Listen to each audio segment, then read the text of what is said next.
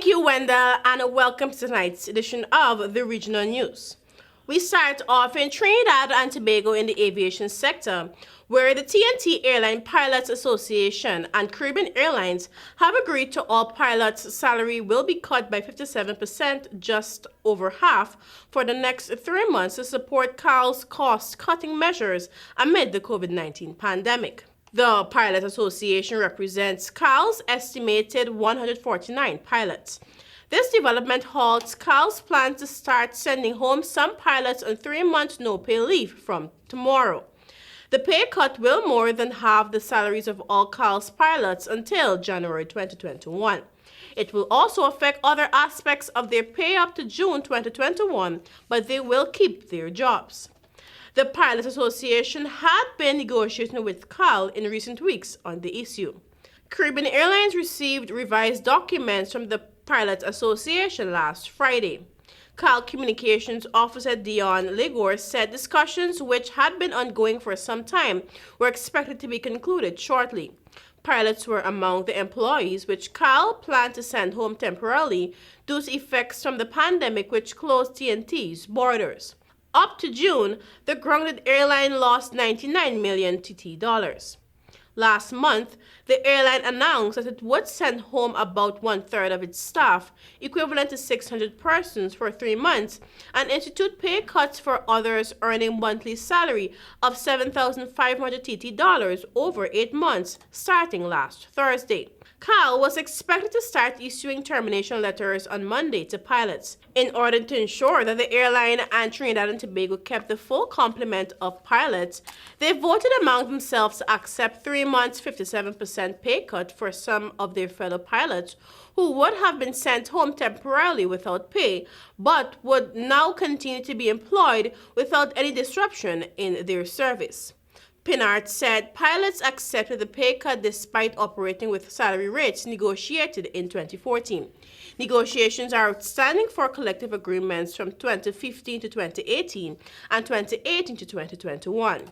CAL's estimated savings will be $1.8 million across the entire staff complement. Based on that proposed plan, savings of $1 million was projected from pilots' salaries alone.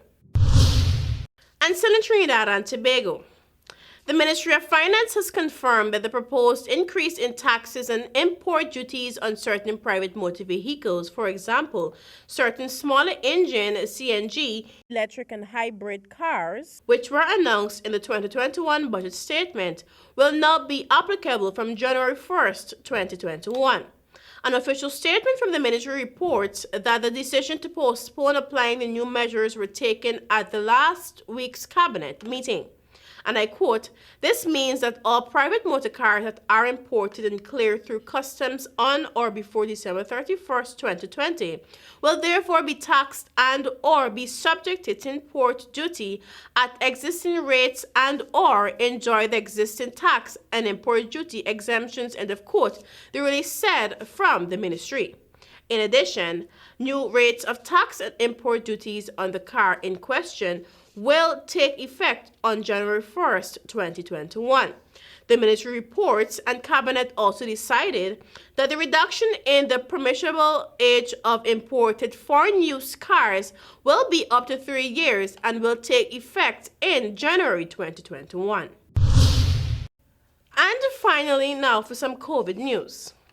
Several CARICOM countries were on Tuesday recording more deaths from the coronavirus COVID-19 and appealing to citizens to maintain the protocols and measures aimed at preventing its spread. In the Bahamas, a representative from the Ministry of Health said that a 74-year-old male from New Providence, where the majority of the cases were recorded, had become the country's latest victim, bringing the total death to 123.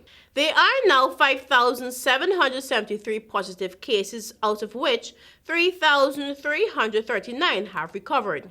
Guyana recorded 3 deaths over the past 24 hours, pushing total death toll to 114.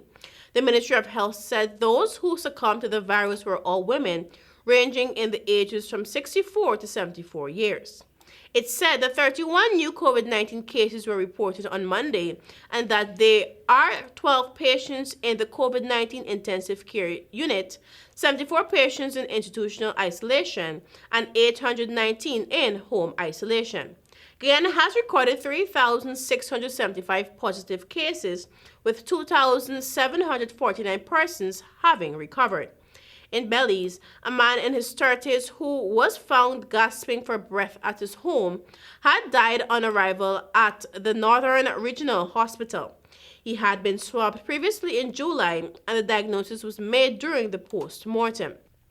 There have been 45 deaths associated with the virus. The Office of Director of Health Services said 20 new cases identified over the past 24 hours, pushing the total to 1,692, with 1,096 being active cases. Trinidad and Tobago's death toll increased by one after an unidentified person died within the past 24 hours. The Ministry of Health in its latest update listed total COVID-19 deaths at 97 people, but gave no details such as age, gender of the latest victim. The statement said the country now has 1,505 active cases, with 81 patients in hospital.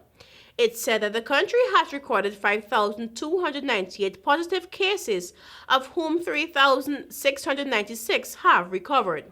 Jamaica has recorded 53 new COVID-19 cases and one death over the past 24 hours, where the Ministry of Health and Wellness indicated that the new cases consist of 28 males and 25 females and were in the age groups 1 to 90 years old.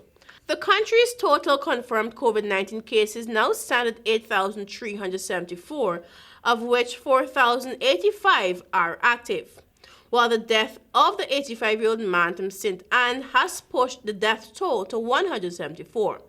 The ministry also reported that 51 more patients have recovered from the virus. This brings the country's total recoveries to 4,002.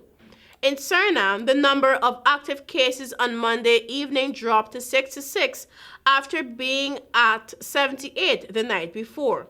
Quarantined individuals dropped from 540 to 185, and positive individuals in isolation from 52 to 41. In the past 24 hours, 3 new infections have been registered, 2 in Paramaribo and 1 in Sipiliwani.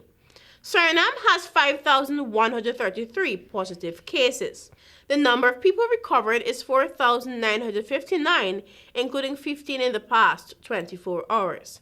There are also 23 people infected with COVID-19 in hospitals and 5 in the intensive care unit. The death toll in the country is 109. And that is it for our regional news this evening. And I continue to urge our viewers to stay indoors, wear those masks, use those hand sanitizers, and continue practicing social distancing. Back to you, Wendell.